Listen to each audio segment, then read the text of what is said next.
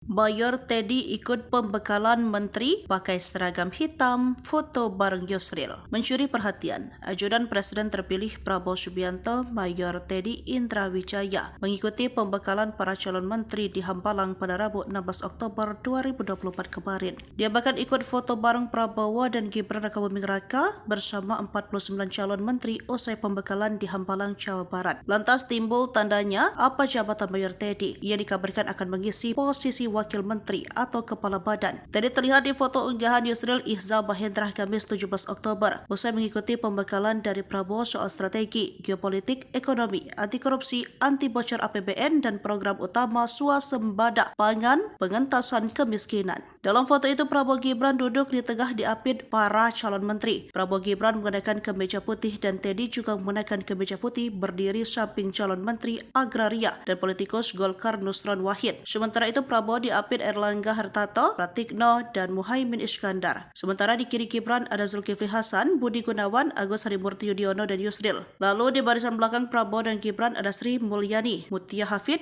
hingga Budi Gunadi Sadikin. Kemudian yang duduk lesehan di lantai ada Tito Karnavian, Wahyu Satya Trenggono, dan Rosan Ruslani. Yusril mengatakan pembekalan tugas-tugas pemerintahan yang diberikan Presiden terpilih Prabowo Subianto di Hambalang dalam suasana santai. Presiden dan Wakil Presiden akan dilantik tanggal 20 Oktober, sementara para menteri kabinet akan dilantik keesokan harinya, Senin 21 Oktober. Imbuhnya, diketahui Teddy pernah menjadi ajudan Presiden Jokowi, saat itu masih berpangkat Letnan 1, dia merupakan alumni Akademi Militer pada tahun 2011. Ia mengawali karir sebagai TNI dengan menjadi prajurit infanteri dari Komando Pasukan Khusus. Lantas dengan foto ini apakah menandakan Mayor Teddy akan bergabung di kabinet?